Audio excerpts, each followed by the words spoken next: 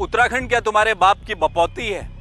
माफ कीजिएगा, मैं शब्दों की मर्यादाओं को लांघ रहा हूं क्योंकि आप बर्दाश्त नहीं हो पा रहा। बहुत पेपर लीक देख लिए।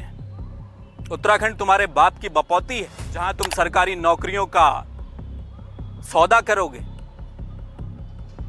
तुम क्या उत्तराखंड के ठेकेदार लगे हो?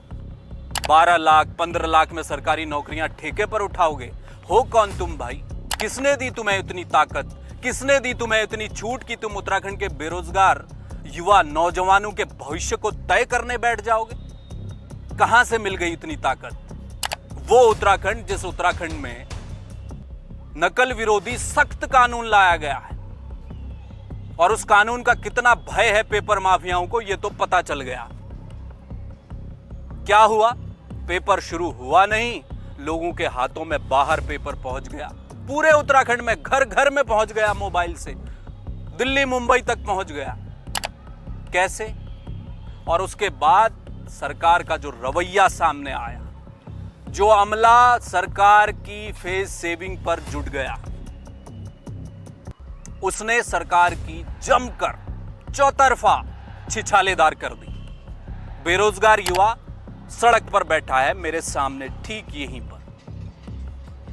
छिछालेदार हो गई सरकार की। और आयोग, UKSSC आयोग, उसकी बस थू थू हुई है। नमस्कार, जय भारत टीवी देख रहे हैं आप, मैं हूं हेम भट्ट। 2022 याद है ना? यही उत्तराखंड, 2022 का साल, यही UKSSC, यही आयोग, इसकी यही स्नातक स्तर परीक्षा। क्या हुआ था? पेपर लीक हो गया। उस समय भी यही किया गया गोड़गाड़, जी कुछ नहीं हुआ है, आयोग के अध्यक्ष तो ठीक हैं, व्यवस्थाएं भी ठीक थी, पुलिस भी अपना काम अच्छे से कर रही थी, चारों तरफ सुरक्षा व्यवस्था चाक चौबंद थी। लेकिन फिर क्या हुआ? 25 से 30 गिरफ्तारियां हुई। हाकम सिंह जैसे पेपर माफिया को गिरफ्तार किया गया, बड़ा खुलासा हुआ। और उसके बाद सरकार के होश ठिकाने तब आए जब लगा कि ये तो कांड हो गया, वास्तव में पेपर लीक हो गया था। और तब बेरोजगार सड़क पर जब आवाज उठा रहे थे तो उन्हें कुचलने की कोशिश की गई, लाठी डंडे भांचे गए थे। याद है ना आपको? यहीं गांधी पार्क के सामने पूरा उत्तराखंड देश गवाह है, सर फट गए थे युवाओं के, पेपर लीक हुआ था। और उसके बाद सरकार नकल विरोधी कानून लाई, बड़ा तगड़ा कानून लाई जी। नेताओं ने मुख्यमंत्री को श्रेय देने के लिए पूरे उत्तराखंड में नकल विरोधी कानून लाने के लिए बधाई दी, पोस्टर बैनर चस्पा किए गए, पाट दी गई सड़कें कि कठोर नकल विरोधी कानून सरकार ले आई है। क्या हुआ? उस कानून का भय देख लिया आपने भी और हमने भी। हुआ ये कि आज 2025 है, कुछ नहीं बदला, कुछ भी नहीं बदला। वही सरकार, वही उत्तराखंड, वही आयोग, वही परीक्षा और वैसे ही कांड हो गया। सिर्फ कैलेंडर की तारीख बदली है साहब। वो 2022 था, ये 2025 है और कुछ नहीं बदला। कानून ऐसा लग रहा है बनाया गया। और उसके साथ भी क्या हुआ? शुरू में जब नकल विरोधी कानून आया, हमने देखा जिसने शिकायत की उसको पकड़ के अंदर डाल दो। जब शिकायत करने वाला ही नहीं बचेगा तो घपले उजागर कैसे होंगे, भ्रष्टाचार उजागर कैसे होगा? तो ये कानून कहां कार्रवाई कर रहा है? UKSSC का जो अभी बीते रविवार को परीक्षा हुई, उसका जो पेपर बाहर आया, फोटो खींचकर बाहर आई, उसके अब कई सवाल हैं जो गले से बिल्कुल नहीं उतर रहे, बिल्कुल नहीं उतर रहे। उनके जवाब तो देने पड़ेंगे। बिना उनके जवाब दिए ये मामला शांत नहीं होने वाला। बेरोजगार युवा इस दफा ये ठान चुके हैं कि अब वो केवल देहरादून नहीं, पूरे उत्तराखंड में प्रदर्शन हो रहे हैं, क्योंकि उन्हें पता चल गया है कितने वीडियो वायरल हो रहे हैं युवाओं के। कल यहीं मेरे आगे इसी आंदोलन में एक युवती आई, उन्होंने सरकार की बखियां उधेड़ दी। सरकार का मतलब बीजेपी कांग्रेस से नहीं है, जो लोग शासन कर रहे हैं उन्हीं की बात हो रही है। जब चुनाव आते हैं तब एग्जाम पर बैठ जाइए। तैयारी करना शुरू कर दीजिए, चुनाव आने वाला है, क्योंकि भर्तियां अभी खुलेंगी। ये युवाओं में मैसेज जा रहा है और भर्ती हो रही है, परीक्षा हो रही है और पेपर बिक जा रहा है साहब। पेपर बाहर आ गया। आयोग के चेयरमैन कह रहे हैं कि 3 पन्ने बाहर आए जी, ये तो कुछ हुआ ही नहीं। यही कह रहे हैं ना। जीएस मर्तोलिया का ये बयान आया। अब सवाल ये है कि जो गले से नहीं उतर रहा वो क्या है। जो आरोपी इस पूरे प्रकरण में शामिल था उसे पुलिस ने मुख्य आरोपी बनाया है, जो परीक्षा दे रहा था। अब उसके साथ गजब के इत्तेफाक हुए हैं, आप सुनेंगे तो आपको मजा आएगा।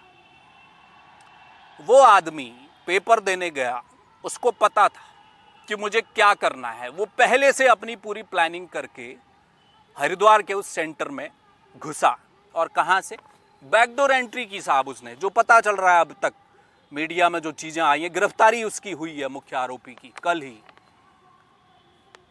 तो बकौल मीडिया रिपोर्ट्स उसने ये बताया है पुलिस को कि मैं पीछे से सेंटर में घुस गया और मैंने मोबाइल नीचे सॉक्स के भीतर छुपा लिया और मैं अंदर पहुंच गया। जिस कक्ष में बैठकर वो एग्जाम दे रहा था, इत्तेफाक देखिए वहां जैमर भी नहीं था। उसकी तो बल्ले बल्ले, उसका प्लान तो बिल्कुल ऐसे एग्जीक्यूट हो रहा था कि जैसे फील्डिंग पहले से सजाई गई हो, यही तो लग रहा है। और जब पेपर उसने फोटो खींचे, फोटो खींचकर अपनी बहन को दिया, बहन ने उठाकर जिस असिस्टेंट प्रोफेसर को भेजे फोटोग्राफ, वो फोटोग्राफ वहां गए, उनसे सॉल्व कराने की कोशिश की गई। ये कहानी अब तक आई है सामने, मीडिया के सामने। अब हुआ क्या है, इसके अलावा जो बातें, जो सवाल हैं, वो असहज कर रहे हैं, वो गले से नहीं उतर रहे, जो मैं बार बार कह रहा हूं। इतने इत्तेफाक कैसे हो सकते हैं? अगर कहीं ऐसा हो गया हो और जगह भी, यहां का पेपर तो बाहर आ गया, कहीं ना आया हो, कहीं पर जो पेपर माफिया हैं उन्होंने और तगड़ी फील्डिंग लगाई हो, तब क्या होगा? सवालिया निशान तो है ना एग्जाम में। निष्पक्षता, पारदर्शिता पर तो सवाल रहेंगे ही कि भाई 3 पन्ने बाहर आ गए, वो सॉल्व होने की प्रक्रिया में आ गए, आपको पता चल गया, एक जगह ये कांड हुआ, तो एग्जाम की जो निष्पक्षता है उस पर सवाल तो बना रहेगा। इसीलिए जो युवा मांग कर रहे हैं कि आप रद्द कर दीजिए इस परीक्षा को। अभी मैं उस मुद्दे पर आऊंगा कि रद्द करने और न करने को लेकर भी गजब गोड़गाड़ चल रही है उत्तराखंड में। इसलिए मैं कह रहा हूं कि सरकार की जबरदस्ती फेस सेविंग करने की कोशिश की जा रही है, लेकिन उसका परिणाम बहुत गलत मैसेज जा रहा है और युवा आक्रोशित है। अब सवाल एक और है, हाकम सिंह रावत जो सबसे बड़ा सरगना है, पेपर माफिया है, पहले भी गिरफ्तारी हुई थी, उसके बाद वो छूट गए साहब, बाहर घूम रहे थे, अपना मौज कर रहे थे, और अचानक एक दिन पहले क्या याद आई पुलिस को कि कल पेपर होने वाला है पटवारी स्नातक स्तरीय, तो साहब पेपर माफिया को उठा लो। सीधे गई पुलिस, हाकम सिंह का दरवाजा खटखटाया, चलिए भाई अंदर। इतना आसान हो रहा है। अगर डर नहीं था पेपर में कुछ होने वाला है तो उसको क्यों उठाया, और उसके उठाने के बाद भी क्यों नहीं चीजें रुक पाई? फिर कैसे पेपर बाहर आ गया? क्या कुछ और लोग हैं बाहर बैठे हुए जिनको भीतर होना चाहिए जेल की सलाखों के पीछे, वो नहीं आ पाए? सवाल तो उठेंगे। एक दिन पहले गिरफ्तारी हुई। तीसरा सवाल भी है, ऑडियो आया, एक ऑडियो आया। इसीलिए मैं कह रहा हूं कि तुम्हारे बाप की बपौती नहीं है उत्तराखंड। वही हाकम सिंह रावत गैंग का बताया जा रहा है। ऑडियो सुनिए, आपके पैरे तले जमीन खिसक जाएगी। परिवार होगा, बच्चे होंगे, आपके भाई बहन होंगे, उनका भविष्य है ना आगे। वो भविष्य किस राज्य में है देखिए जरा, सुनिए उस ऑडियो को। आप लोगों ने सुना भी होगा क्या हो रहा है। ऑडियो में कह रहा है आदमी कि भैया वो तो पिछली बार बड़ी सख्ती हो गई और बड़ी हमें पकड़ लिया गया और पुलिस ने गिरफ्तारियां कर ली। उस समय रेट 12 लाख थे जी, अब बढ़ा दिए हमने रेट, अब हम कम लोगों को घुसाएंगे। मतलब छोटा भ्रष्टाचार का पैसा तो ज़्यादा ही ले रहे, 12 लाख ले रहे थे, अब 15 लाख ले रहे। उन्होंने जीएसटी लगाया होगा, कुछ कम किया होगा, जो भी है, महंगाई बढ़ गई तो भ्रष्टाचारी ने अपने रेट भी बढ़ा दिए। वाह, कह रहे हैं कि भैया 15 लाख इस बार कम लोगों को लेकर जाएंगे, पैसा तो उतना ही लेंगे। ये ऑडियो चल रहा है और दूसरी तरफ स्नातक स्तरीय पेपर हो रहा है। क्यों भाई? और पेपर हुआ आधे घंटे में कलई खुल गई सुरक्षा व्यवस्थाओं की, आयोग की व्यवस्थाओं की। जबकि उससे पहले बेरोजगार युवाओं ने सरकार से कहा था कि साहब आपदा आई हुई। कितनी जगह आपदा आई उत्तराखंड के पहाड़ों में, पूरी तरह से बर्बाद हो गया पहाड़ इस दफा बारिश में। और यहां बारिश का आखिरी दिन था, दूसरे दिन पेपर रख दिया। किसी की सड़क टूटी होगी, कोई अपने केंद्र तक नहीं पहुंच पाया होगा, ये भी छोड़िए, चलिए वो बेचारा जैसे तैसे पैदल चलकर आ जाएगा, आपने मान लिया। लेकिन आपदा में हो सकता है आधों के तो घर बह गए होंगे। क्या वो बच्चा पढ़ाई कर पाया होगा? उसके लिए 1 महीना भी नहीं है सरकार के पास, आयोग के पास, कि साहब 1 महीना दे दो। इतने स्कूलों की छुट्टी की ना आपने बरसात में, क्यों की भाई? बच्चों की सुरक्षा थी ना। अब एक्स्ट्रा क्लासेस हो रही हैं स्कूलों में, क्यों? कोर्स पूरा करना है। सब चीज की चिंता थी सरकार को। लेकिन जो लोग अपने भविष्य का एग्जाम दे रहे थे, अपने रोजगार का एग्जाम दे रहे थे, उनके लिए 1 महीना नहीं मिल पाया। अभी आपदा से अभी तो उबरे भी नहीं है। पहले दिन तो आपदा आई थी, 2 दिन बाद तो आपने एग्जाम करवा दिया। तब भी लोग कह रहे थे कि आगे करिए, नहीं किया आपने। और उसके बाद नतीजा ये हुआ, ढाक के 3 पात, गया तेल लेने आपका नकल विरोधी कानून, और फिर फोटोग्राफ्स बाहर आ गए। अब जो मुख्य आरोपी है वो भी पकड़ा गया। जो लोग भी हैं अभी तक, उन लोगों की गिरफ्तारियां हुई हैं, उनसे पूछताछ चल रही है। पुलिस अभी और जो भी खुलासा है वो करेगी। लेकिन अब सवाल ये है कि जिसकी शुरुआत मैंने की, जैसा आप थंबनेल में भी देख रहे होंगे, इस समय उत्तराखंड में नारे गढ़े जा रहे हैं। बेरोजगार युवा नारे गढ़ रहा है। वहां नारा लगा था वोट चोर गद्दी छोड़, उत्तराखंड में इस वक्त सड़कों पर नारा लग रहा है पेपर चोर गद्दी छोड़। मुख्यमंत्री के लिए कहा जा रहा है तू वीक है, तेरा पेपर लीक है। ये नारे लग रहे हैं। क्यों भाई? शब्दों की मर्यादा, मैंने इसलिए माफी आज शुरुआत में मांग ली थी, आप लोगों से माफी मांग ली थी, क्योंकि मैं इस लीग की पत्रकारिता नहीं करता। लेकिन ये पेपर माफिया, ये भ्रष्टाचारी, इनके लिए कुछ शब्दों का प्रयोग तो करना पड़ेगा। लेकिन जो कुर्सी पर बैठे हैं वो मुख्यमंत्री हैं, वो एक जिम्मेदार कुर्सी पर बैठे हुए व्यक्ति हैं। मुख्यमंत्री पुष्कर सिंह धामी ने तो जाकर पेपर लीक नहीं करवाया होगा, साफ बात है। कौन मानेगा इस बात को? अब वो बीजेपी के कनेक्शन जुड़ रहे हैं साहब कि वो स्कूल उसका था, हाकम सिंह भी पहले बीजेपी से जुड़ा रहा, ये कनेक्शन हर बार बीजेपी के क्यों जुड़ते हैं? ये पॉलिटिकल चर्चा है, पॉलिटिकल लोगों को करने दीजिए। सवाल ये है कि मुख्यमंत्री के सामने जब ये प्रकरण आया था तो उसी वक्त कार्रवाई क्यों नहीं कर दी गई? जो मुख्य आरोपी है परीक्षा देने वाला, जिसने पेपर बाहर लाया, उसकी गिरफ्तारी हुई, तो उस सेंटर में जितने लोग ड्यूटी पर थे वो क्यों नहीं नपे? आयोग के चेयरमैन अभी तक बने क्यों हैं? जब व्यवस्था तार तार हो गई आयोग की, जिस कक्ष में बैठकर अगला बंदा बाहर फोटोग्राफ्स भेज रहा था पेपर के, वहां जैमर ही नहीं था, तो फिर काहे कह रहे हो कि एग्जाम बिल्कुल फुल प्रूफ है जी, सुरक्षा चाक चौबंद है, परिंदा भी पर नहीं मार सकता? फिर क्यों दावे किए गए थे? सवाल तो उठेंगे ना। अगर परीक्षा में कुछ नहीं हुआ होता, कोई फोटोग्राफ्स बाहर नहीं आता, क्या इतना बड़ा बखेड़ा होता? नहीं होता ना। आप और हम कोई दूसरा काम कर रहे होते। जो बच्चे जिन्होंने एग्जाम दिया वो घर में परीक्षा फल का इंतजार कर रहे होते। किसको तकलीफ थी? जब फोटो आए तभी तो बवंडर होगा, तभी तो सवाल पूछे जाएंगे। फिर इसमें दिक्कत कहां है?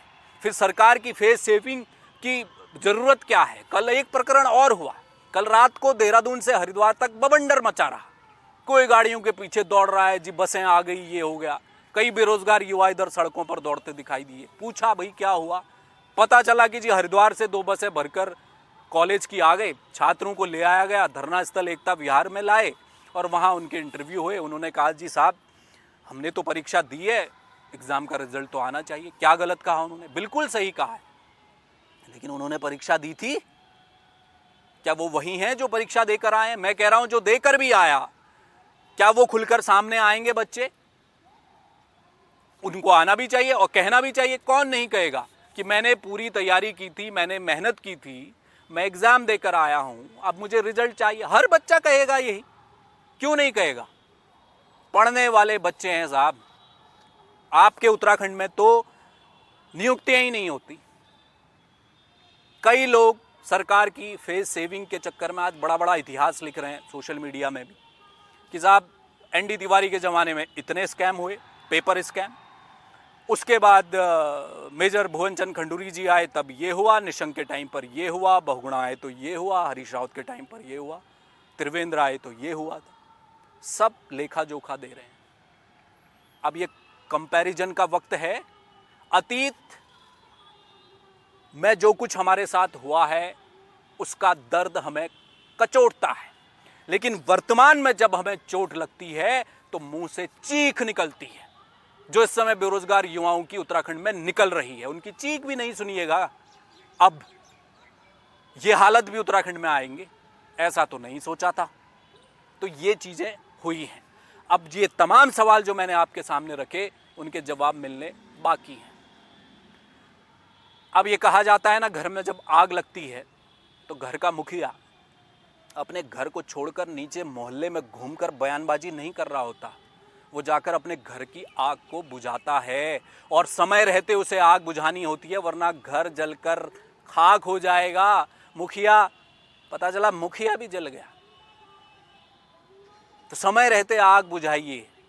और अभी मर्ज उंगली में है, बढ़ेगा तो एक दिन हाथ काटना पड़ जाएगा और कई लोगों के तो सर भी नब जाएंगे अगर देर होगी तो।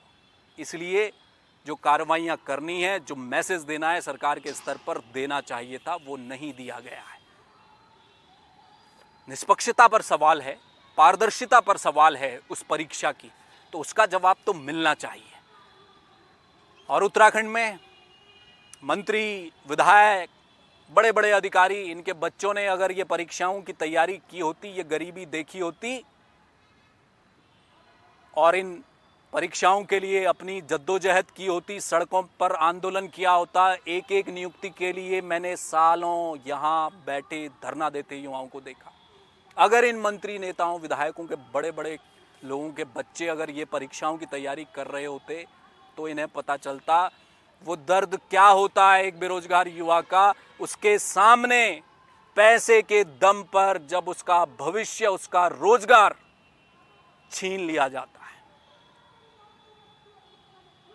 जाके पांव फटे न बिवाई, वो क्या जाने पीर पर आई। यही हुआ। बहुत शुक्रिया इस खबर में हमारे साथ जुड़ने के लिए, और देश और दुनिया की दूसरी बड़ी खबरों के लिए आप देखते रहिए जय भारत टीवी। मुझे दीजिए इजाजत, किसी और मुद्दे पर मैं आपसे फिर करूंगा मुलाकात। नमस्कार। आप देख रहे हैं जय भारत टीवी।